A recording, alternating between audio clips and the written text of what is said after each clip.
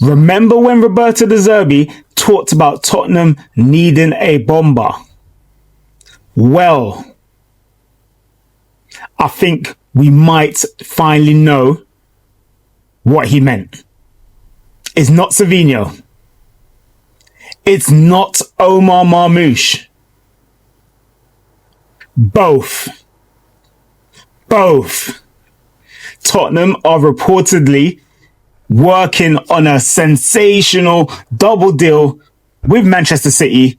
And if Tottenham somehow pull this one off, this completely changes our attack.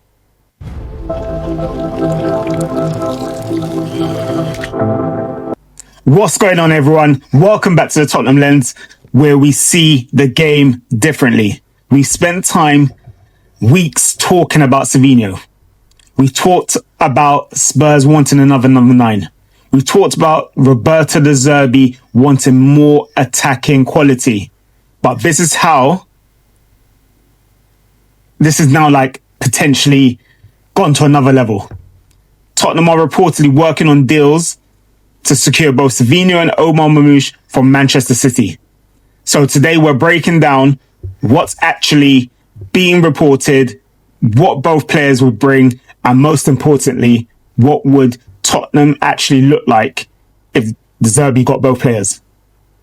So let's start with the facts, because this story has moved quite quickly. David Ornstein reported Tottenham are in talks with Manchester City for both players. The Telegraph have reported Spurs are working on a double swoop for around 140 million.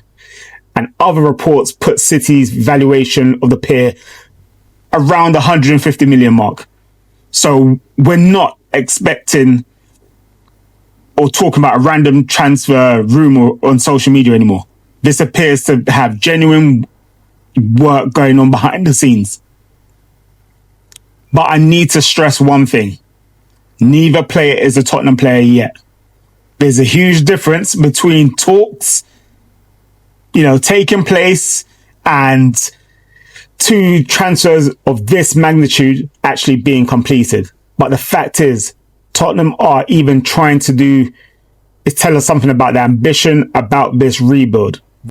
And this is where that word BOMBA suddenly starts to make a lot more sense.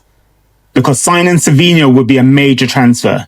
Signing Omar Marmoush would be a major transfer. But signing both, that's an absolute statement. And that's what I like about these 2 signings, is they're not the same player. Tottenham would simply be collecting attackers. They would be giving De Zerbi different solutions to different problems. And that's the tactical part of the story that I find really interesting. Now, I've talked about Savinho before, but let's start with Savinho. We've talked about him extensively on this channel. For me, the attraction is obvious, is the isolation. Put him 1v1 against a fullback that he wants to attack, and that can be massive, to Roberto De Zerbi's system. De Zerbi wants to manipulate the opposition centrally, so draw players towards the ball, create an overload, and then suddenly, bang, the switch to point of attack. Now your winger is isolated against opposition fullback. Then Savinho can hold width, he can carry the ball, he can attack the outside, he can come inside. And importantly, he gives Tottenham unpredictability. And I'm not going to sit here and pretend his numbers last season were incredible. They weren't.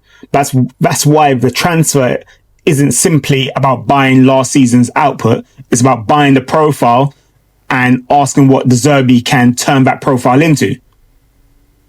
It's as simple as that.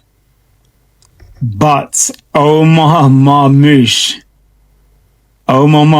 this one really interests me because he solves a completely different problem. Omar Marmoush, he has pace, he has the goal threat, he's a shooter. And that is one of the things that Tottenham are missing. Players who are naturally wanted to shoot. Positionally, he's flexible, meaning that he can play as a number 9, he can play as a 7, he can play as 11, and potentially play behind a striker. He loves to make runs in behind, and he's a transition threat. He's not simply a traditional number 9 who stands between two centre-backs. You know, he can start centrally, he can move into the channels, he can play from the left. He wants to attack space. And there's a genuine sort of production behind it. Marmush produced 3 goals and 3 assists from only 700 Premier League minutes in the 25-26 season, equivalent to 0.77 goals plus assists per 90. Across all competitions, City's review records 8 goals and 3 assists from 1,393 minutes. That's what jumps out to me. Limited Premier League minutes, but still 6 direct goal contributions. And go back to his first half season in England when he scored 7 Premier League goals in 16 appearances after arriving from Frankfurt. So we're talking about someone who has already demonstrated that he can score in this league. Now, why can Omar Marmoush thrive under the Zerbi? Here's why I think the Zerbi likes his profile. Now, Savinho holds the right. This is the scene. Savinho holds the right. Tell holds or attacks from the left. Marmush starts centrally, but rather than remaining fixed, he can move into those channels, move into those half spaces. Centre-back follows him, space opens up centrally. Now you've potentially got Gallagher, Fernandez, or another midfielder who can attack that space. Scene 2, Marmush from the left. Alternatively, put Marmush on the left. Now he can receive outside and make diagonal movements towards the goal. Scenario 3. And then there's transition. Imagine winning possession and having Marmush running one side, Savinho running the other. That's some serious pace. Tottenham suddenly become dangerous in multiple phases of the game. Now, but this creates a massive question. Who actually starts? Option A, Marmush on the left, Solanke up top, Savinho on the right. Option B, Tell on the left, Marmush up top, Savinho on the right. Option C, Marmush on the left, Solanke up top, Tell on the right. The options are endless. And this is why I don't think we should view this simply as 11 starters. The Zerbi would potentially have 4 or 5 forwards who can give him completely different combinations depending on the opposition. Think about where we were talking about the squad a few weeks ago. We were asking, where are the goals coming from? If Tottenham somehow finish this window with Marmush and Savinho, suddenly we're asking, how does the Zerbi fit everybody in? That's a different problem to have. A good problem to have. Now, the £150 million question. Now we have to address the elephant in the room, the money. Somewhere around 140 to 150 million for 2 players is enormous. It's a lot of money. So I do think the question should simply be, are Marmush and Savinho good players? Of course they are. The question is, does spending that amount of money on these 2 players make Tottenham significantly better? And does it address the biggest remaining weaknesses in the squad? For me, the argument in favour is that you're not buying 2 players for one position. You're buying 2 completely different attacking profiles who can potentially cover multiple positions. So here's my Tottenham Lens verdict. If Tottenham sign Savinho, excellent signing. If Tottenham sign Marmush, excellent signing. But if Tottenham somehow walk away from Manchester City with both of them, then I'm sorry, that is a BOMBA. Because this isn't just about 2 big names, it's about what it could allow Roberto De Zerbi to build.